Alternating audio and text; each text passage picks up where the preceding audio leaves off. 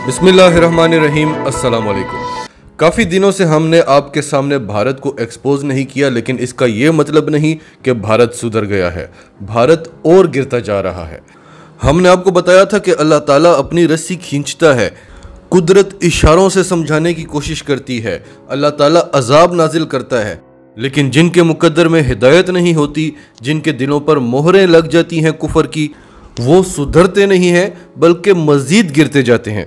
आज की वीडियो में हम आपको बताएंगे कि किस तरह से भारत में डॉक्टरों का मजाक उड़ाया जा रहा है। मोदी अब कफन चोर भी बन गया है। जी हाँ, मोदी लाशों पर से कफन चुरा रहा है और एक तरफ पूरा हिंदुस्तान बीमारियों से मर रहा है तो दूसरी तरफ मोदी जी के लिए 20,000 करोड़ रुपए का घर तामीर किया जा रहा है। और आखिर में आपको बताएंगे कि एक बार फिर इसराइल के हाथों भारत की वो जिल्लत और रसवाई हुई है जो हम दुश्मन होकर भी नहीं कर सकते। तो डिटेल्स में जाते हैं। उससे पहले अगर अभी तक आपने हमारा चैनल सच टीवी सब्सक्राइब नहीं किया तो इसे अभी सब्सक्राइब कर लें और बेल आइकन पर क्लिक करें ताकि हमारी आने वाली वीडियोस आपको वक्त पर मिलती रहें। बाबा रामदेव नाम तो आपने सुना होगा, काफ़ी मशहूर ज़माना, बल्कि बदनाम ज़माना कहें तो ज़्यादा बेहतर होगा। सबसे पहले आप इनका ये वीडियो क्लिप देख लें कि ये किस तरह से हिंदुस्तानी डॉक्टर्स का मजाक उड़ा रहे हैं। तीसरा बोला मुझे डॉक्टर बनना है, टर टर टर टर टर टर टर टर टर बनना है, टर डॉक्टर। 1000 डॉक्टर तो अभी कोरोना की डबल वैक्सीन लगाने के बाद मर गए। कल क्या समाचार है? कितने? 1000 डॉक्टर डबल वैक्सीन लगाने के बाद भी मर गए। अपने आप को ही नहीं बचा पाई, वो कैसी डॉक्टरी? तो मैंने कहा डॉक्टर बनना है तो स्वामी रामदेव जैसा बन, जिसके पास में कोई डिग्री नहीं और सबका डॉक्टर है। Without any degree, with divinity, with dignity, I am a doctor. कोविड-19 के वक्त में खास तौर पर भारत में जहां फिजा में कोरोना है, कहा जाता था कि फिजा में कोरोना नहीं होता, कोरोना फिजा नमूद नहीं है। भारत के बारे में बताया जा रहा है कि वहां फिजा में कोरोना है, लाशों के अंबार लगे हुए हैं और सिर्फ कोरोना ही नहीं, अब तो ब्लैक फंगस, वाइट फंगस, आंखें निकाली जा रही हैं। रोजाना के 9,000 केसेस ब्लैक फंगस के रिपोर्ट हो रहे हैं।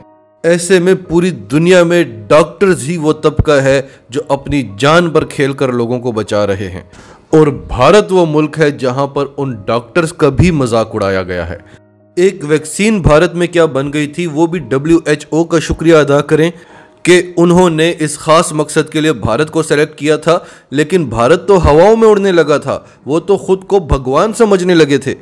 पाकिस्तान का मजाक उड़ाया जा रहा था। दिन रात भारतीय मीडिया पर पाकिस्तान की खबरें चलती थी कि पाकिस्तान परेशान है, भारत से वैक्सीन की भीख मांगेगा, इमरान खान से कंट्रोल नहीं हो रहा, लाशों के ढेर लगे हुए हैं। ये सब जब हकीकत में आपके साथ हुआ तो पाकिस्तानी आपके लिए रोए, अपने वज़ीर आज़म से अपील की कि भारतीयों की मदद करो। हमने मदद के लिए हाथ आगे बढ़ाया, तब भी आपने हमारा मजाक उड़ाया।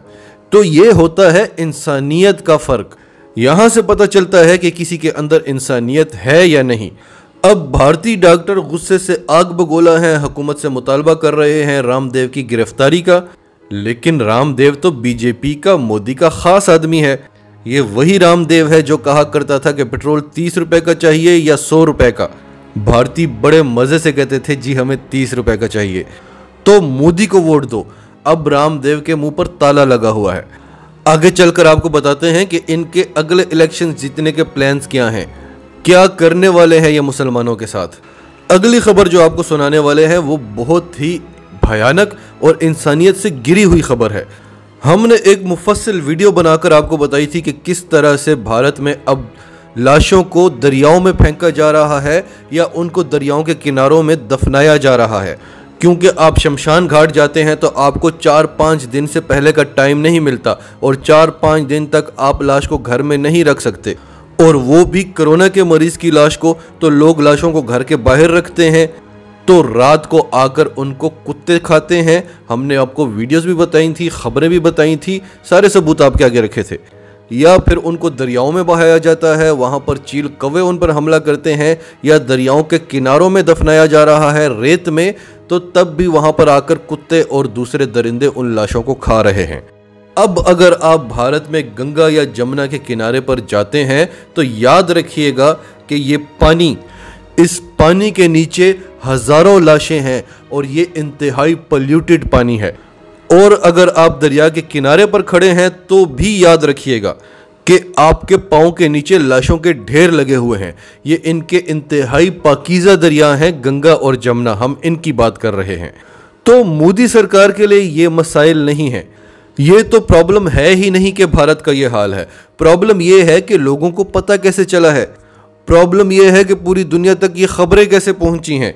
लाशों को तो एक साइड पर लगाया जा रहा था, दुनिया को कैसे पता चला?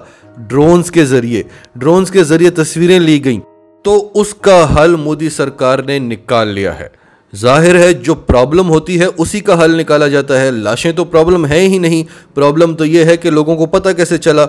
लोगों को ड्रोन्स के जरिए पता चला। ड्रोन्स के जरिए कैसे पता चला? क्योंकि भारतीय, पहले तो इनके मज़हब में ये इजाज़त है ही नहीं कि ये लाशों को दफनाएं, और जब ये लाशों को दफना रहे हैं तो उनको कफन नहीं पहना रहे।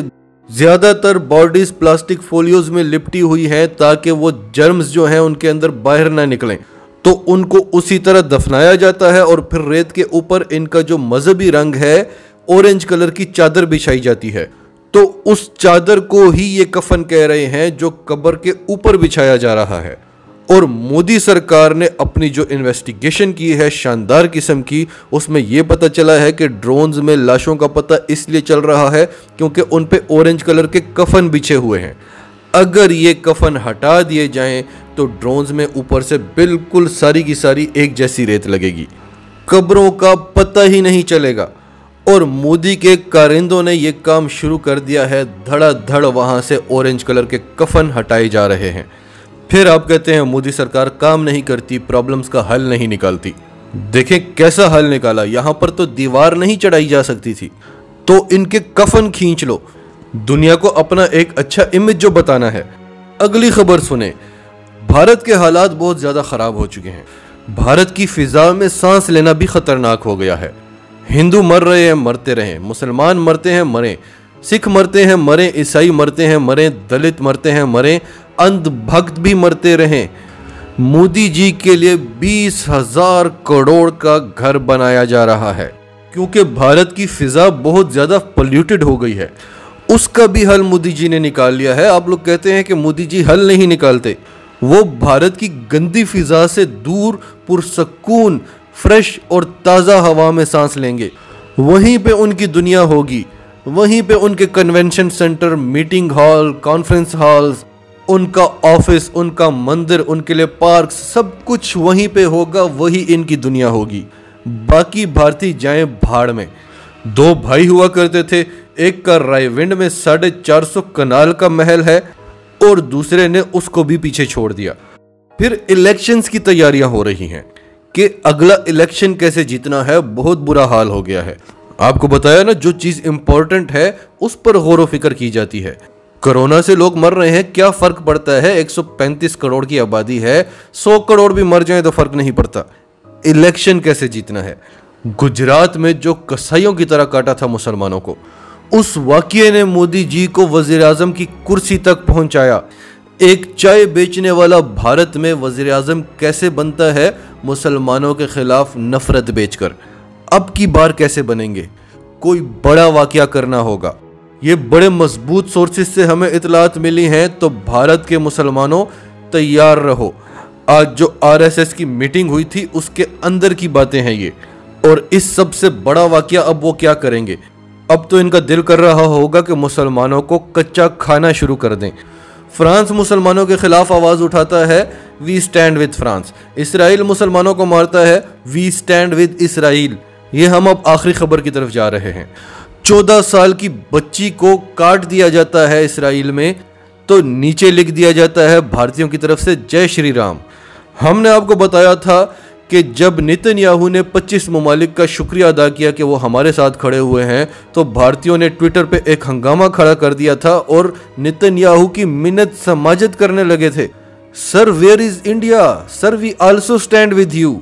सर प्लीज भारत का नाम भी लें, हमारा झंडा भी लगाएं, हम भी आपके साथ खड़े हैं। और एक इसराइली ने इनकी क्या कमाल की बेइज्जती की थी। वैसे तो कईयों ने की थी, लेकिन एक जो वायरल हुआ था कि हमें गोबर खाने वाले और गाय का पेशाब पीने वालों का साथ नहीं चाहिए और अपने मुल्क के झंडे के साथ हमारा झंडा लगाकर हमें बदनाम ना करो, हमें आपके साथ की जरूरत नहीं है।